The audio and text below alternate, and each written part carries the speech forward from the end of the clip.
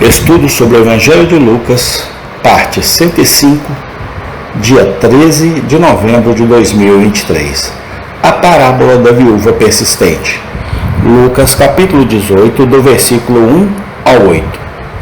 E contou-lhes também uma parábola sobre o dever de orar sempre e nunca desfalecer, dizendo: havia numa cidade um certo juiz, que nem a Deus temia, nem respeitava o homem. Havia também, naquela mesma cidade, uma certa viúva que ia ter com ele, dizendo: faze-me justiça contra o meu adversário. E por algum tempo não quis atendê-la. Mas depois disse consigo: ainda que não temo a Deus, nem respeito os homens, todavia, como esta viúva me molesta, hei de fazer-lhe justiça, para que enfim não volte e me importune muito. E disse o Senhor: ouvi o que diz o injusto juiz?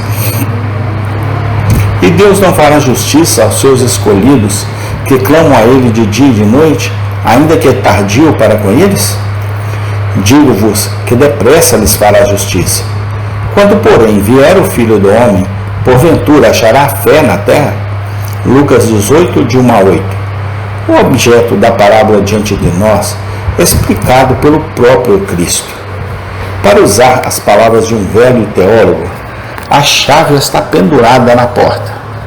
Jesus contou uma parábola aos seus discípulos para mostrar-lhes que deveriam orar sempre e não desistir. Essas palavras, lembre-se, estão intimamente ligadas à doutrina solene da segunda vinda, com a qual o capítulo anterior conclui. É a perseverança na oração durante os longos e cansativos intervalos entre a primeira e a segunda vinda que Jesus exorta seus discípulos a manter. Nesse intervalo, nós mesmos estamos de pé. O assunto, portanto, é aquele que deve possuir um interesse especial aos nossos olhos. Esses versículos nos ensinam, em primeiro lugar, a grande importância da perseverança na oração. Nosso Senhor transmite esta lição contando a história de uma viúva sem amigos, que obteve justiça de um magistrado perverso, pela força de pura importunação.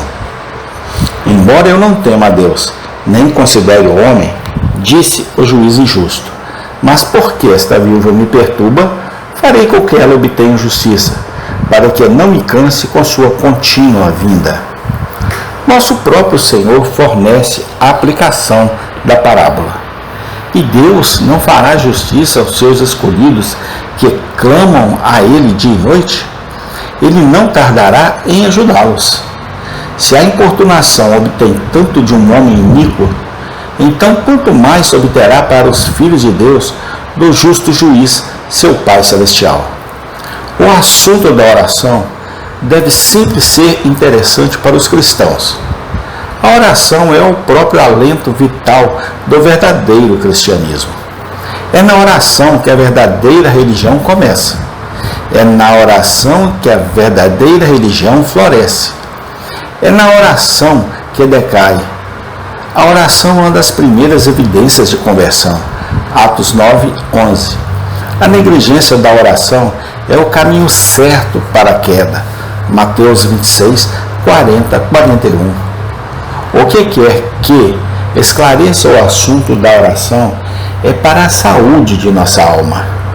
Que fique então gravado profundamente em nossas mentes que é muito mais fácil começar um hábito de oração do que mantê-lo. O medo da morte, ou algum piercing temporário na consciência, ou alguns sentimentos excitados, pode fazer um homem começar a orar de certa forma. Mas continuar orando requer fé salvadora. Estamos propensos a ficar cansados e ceder à sugestão de Satanás de que não serve para nada. E então chega o momento em que a parábola diante de nós deve ser cuidadosamente lembrada. Devemos lembrar que nosso Senhor nos disse expressamente: sempre orar e nunca desistir. Alguma vez sentimos uma inclinação secreta para apressar nossas orações ou encurtar nossas orações ou nos tornar descuidados com nossas orações, ou omitir nossas orações completamente. Tenha certeza, quando o fizermos, que é uma tentação direta do diabo. Ele está tentando minar a própria cidadela de nossas almas e nos lançar ao inferno. Resistamos à tentação e a lancemos para trás. Resolvamos orar com firmeza, paciência e perseverança, e nunca duvidemos que isso nos faz bem. Por mais que a resposta demore, ainda vamos orar. Qualquer que seja o sacrifício e a abnegação que possa nos custar, ainda vamos orar. Ore sempre. Orar sem cessar. Continue em oração. 1 Tessalonicenses 5,17, Colossenses 4,2. Vamos armar nossas mentes com esta parábola. E enquanto vivemos, qualquer outra coisa para a qual tenhamos tempo, vamos arrumar tempo para a oração. Esses versículos nos ensinam, em segundo lugar, que Deus tem um povo eleito na terra, que está sob seu cuidado especial. O Senhor Jesus declara que Deus vingará os seus escolhidos, que clamam a Ele dia e noite. Digo-te, diz Ele, que logo os vingará. A eleição é uma das verdades mais profundas das Escrituras. Está clara e belamente declarado no 17º artigo da Igreja da Inglaterra. A eleição é o eterno propósito de Deus, pelo qual antes que os fundamentos do mundo fossem lançados, Ele decretou por seu conselho secreto para nós, livrar da maldição e condenação aqueles a quem Ele escolheu em Cristo, dentre a humanidade, e para trazê-los por Cristo para a salvação eterna. Este testemunho é verdadeiro. Este é um discurso sadio, que não pode ser condenado. Tito 2,8. A eleição é uma verdade que deve suscitar louvor e ação de graça de todos os verdadeiros cristãos. A menos que Deus os tivesse escolhido e chamado, eles nunca o teriam escolhido e invocado.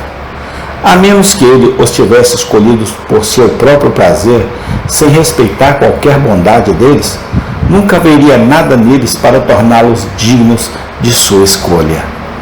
Os mundanos e carnais podem criticar a doutrina da eleição. O falso professor pode abusar dela e transformar a graça de Deus em licença para o pecado. Judas 4. Mas o crente que conhece seu próprio coração sempre abençoará a Deus pela eleição. Ele confessará que sem eleição não haveria salvação. Mas quais são as marcas da eleição? Por quais sinais um homem saberá se ele é um dos eleitos de Deus? Essas marcas são claramente estabelecidas nas Escrituras. A eleição está inseparavelmente ligada à fé em Cristo. É a conformidade à sua imagem. Romanos 8, 29 e 30. Foi quando Paulo viu a fé operante, a esperança. Paciente é o amor, laborioso dos Tessalonicenses, que ele conheceu sua eleição de Deus. 1 Tessalonicenses 1, 3, 4. Acima de tudo, temos uma marca descrita por nosso Senhor na passagem diante de nós. Os eleitos de Deus são um povo que clama a Ele noite e dia. Eles são essencialmente um povo de oração. Sem dúvida, há muitas pessoas cujas orações são formais e hipócritas. Mas uma coisa é muito clara: um homem e uma mulher sem oração nunca deve ser chamado de eleito de Deus. Que isso nunca seja esquecido. Esses versículos nos ensinam, por último, que a verdadeira fé será encontrada muito escassa no fim do mundo. O Senhor Jesus mostra isso, fazendo uma pergunta muito solene: quando o Filho do Homem vier, achará ele fé na terra? A pergunta diante de nós é muito humilhante. Mostra a inutilidade de esperar que todo mundo se converta antes que Cristo volte. Isso mostra a tolice de supor que todas as pessoas são boas e que, embora divergindo em questões externas, elas estão bem no coração e todas vão para o céu. Tais noções não encontram aprovação no texto diante de nós. Afinal, onde está a utilidade de ignorar os fatos sobre nossos próprios olhos?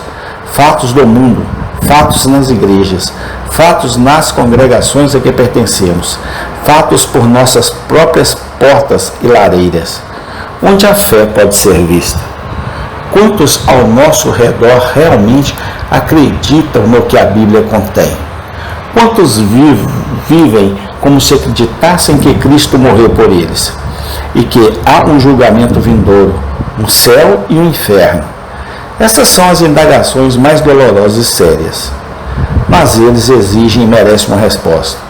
Temos fé em nós mesmos? Se temos, então vamos bendizer a Deus por isso. É uma grande coisa acreditar em toda a Bíblia. É uma questão de gratidão diária, se sentirmos nossos pecados e realmente confiarmos em Jesus. Podemos ser pecadores, fracos, frágeis, errantes e deficientes, mas cremos. Essa é a grande questão. Se crermos, então seremos salvos. Mas aquele que não crê não verá a vida e morrerá em seus pecados, sob a ira de Deus. João 3,36. João 8,24. Amém. Tem continuação. Senhor, abra nossas mentes, abra os nossos corações, para que a Tua palavra entre e faça morada no meu e no coração do meu próximo. Manifesta o Teu poder nesses últimos dias, ó Pai, no nome santo do Senhor Jesus Cristo. Amém.